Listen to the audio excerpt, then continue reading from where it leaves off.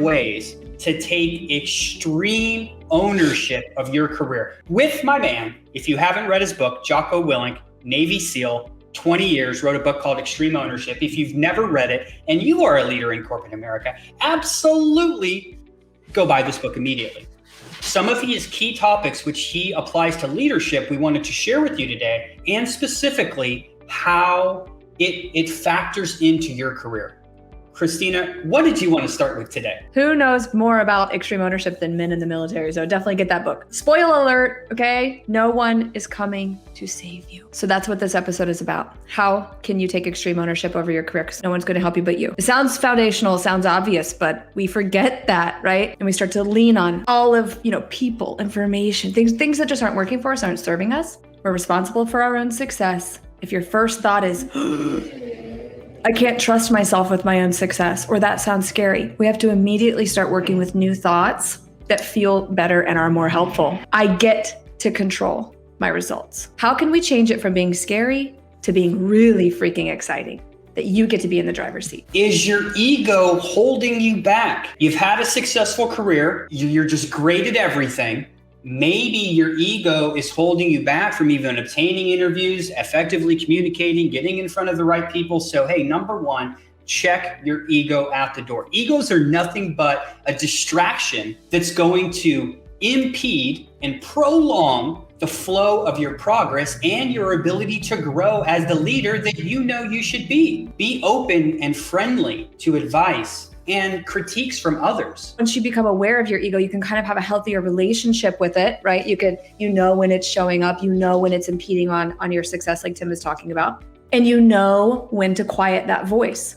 When you start quieting that voice, it wants to get louder. So you have to work a little harder and practice on how to quiet that voice. Because remember, that information that we don't know that we want to tap into, your ego will be the first thing to stop it. So you want to empty your cup of everything you think you know and be open to new information. And you can't do that with your ego. You also can't listen well, can't serve others. I feel like you can't grow as a leader in your industry if you don't drop the ego. So this is a big part of owning your success. And the ego creates a lot of emotion. And a great mentor of mine over the past week has talked a lot about high emotion being low intelligence, okay? So when you're in this fight or flight state, you find yourself in an emotional state, your ego is usually driving that, and then you're not making great decisions for yourself, your team, your family, those around you that you impact.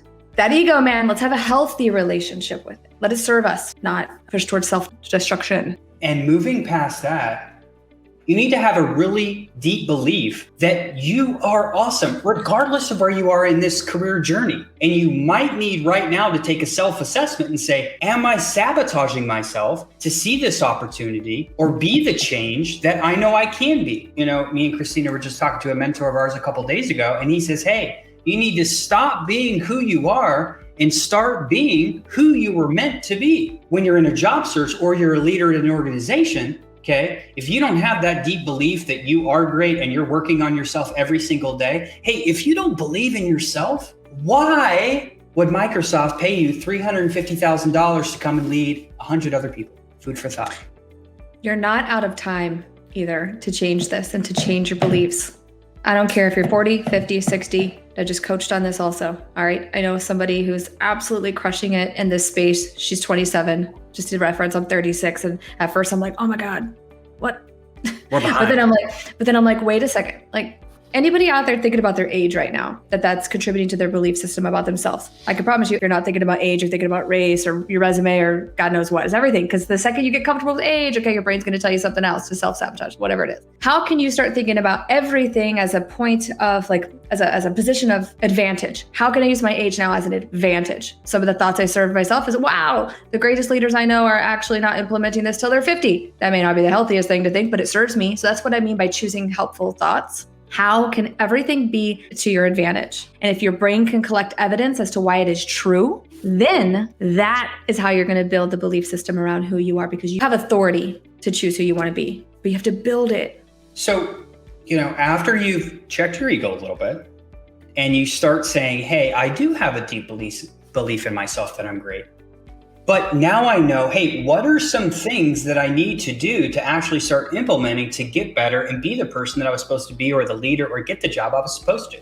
We're going to wrap 3 and 4 together. Number 3 is plan. And number 4, is prioritize and execute. If you don't have a plan, how are you going to do anything? And if you're going to be successful, you have to play the long game. To develop myself, I have to be focused on the long game. You are not going to be just promoted as a director and get promoted as a VP the next day. It's not going to happen. You're going to need new tactics and strategy. So you have to play the long game. And what I mean by that is there's going to be lots of baby steps every day in business, in fitness, in many other areas of relationships, etc. These takes time to cultivate. And you can't do that without thinking, this is the long game.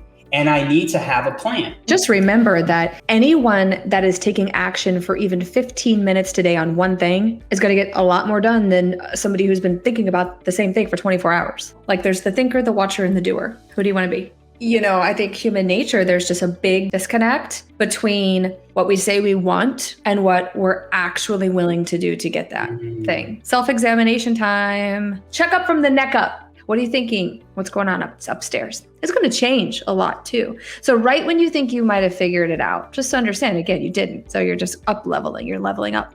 Time management, getting real with yourself about how much time you have in the day. Are you really acting? But then furthermore, you have to get down to like what's driving that. So you've got this plan, but it's like why? When you talk to great mentors, they're always going to be asking you why, because they want to figure out what's driving you. Then you can base your own performance on that. You could tie that into your personal, professional, and financial goals. Without a plan, you have nothing. There was a really cool video. It was a guy, he's shooting basketball hoops and he's nailing everyone. He's got it, right? And he walks out of the gym. The janitor comes in, he sees a ball. And the janitor's trying to get it in. He's trying to get it in, can't get it in. And the guy that was making the shots was watching him on the camera, laughing at him. The janitor finally goes up, gets a ladder. He measures the diameter of the hoop. What is the height? How far of a shot does he want to do? And before he knew it, he was able to stand all the way back and just nail in everyone. Wasn't missing him. Why? Because he had a plan and a strategy and an exact formula on how to get there. Which really brings us into the last one we have today, decisiveness and uncertainty.